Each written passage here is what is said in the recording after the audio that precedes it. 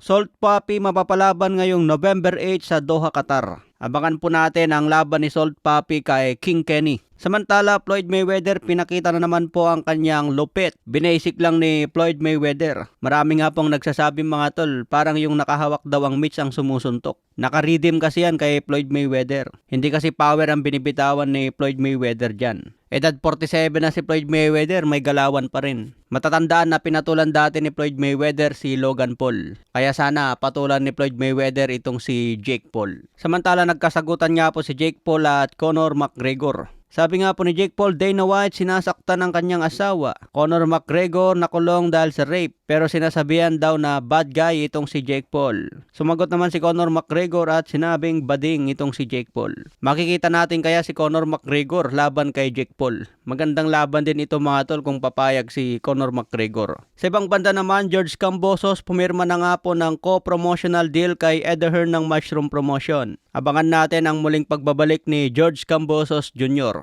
Matatandaan na 2 beses tinalo ito ni Devin Haney. Sinabi rin ni George Kambosos sa isang interview, gusto pa rin niya ang rematch kay Teofimo Lopez. Anytime, anywhere daw nakahanda si George Kambosos. Sa ibang banda, Teofimo Lopez kinumpirma na nakipagsanib pwersa na sa kampo ni Canelo Alvarez. Isa si Eddie Reynoso sa magiging cornerman ni Teofimo Lopez. Matatandaan na nagtraining si Teofimo Lopez kasama si Canelo Alvarez. Maganda raw ang kampo ni Canelo ngayon kaya nagdesisyon si Lopez na makipagsanib pwersa na kay Eddie Reynoso. Marami sigurong natutunan si Teofimo Lopez kay Reynoso. Matatandaan na isa rin si Ryan Garcia sa hinawakan ni Eddie Reynoso. Pero nakipaghiwalay nga po si Ryan Garcia sa kampo ni Canelo Alvarez. Sa ibang banda naman, Wonderboy Martin binabash pa rin ng mga Filipino fans. Mahina raw kasi ang mga kalaban ngayon ni Wonderboy. Pero hindi natiis ni Mark Magsayo ang comment ng isang fans. Kaya pinagtanggol na niya si Wonderboy Martin. Ayon nga po sa pinasa ng ating kaibigan na si Sports Manda, mahirap daw ikasa ang malalaking laban at magastos. Katulad sa nire-request ng mga fans na lalabanan daw ni Wonderboy si Nitimboa Pilipos. Bago raw mangyari ang laban na yan mga tol, gagastos pa ng malaki ang kampo ni Nitimboa Pilipos. Kung may pera daw si Nitimboa Pilipos, pwede niyang operan si Wonderboy at gagastos ng malaki. Pero kung si Wonderboy pa ang gagastos para lang labanan si Nitimboa Pilipos na mas mababa ang ranking, wag na lang kasi wala naman mapapala si Wonderboy. Baka biglang masilat pa si Wonderboy, alam nyo naman na may lakas din si Pilipos.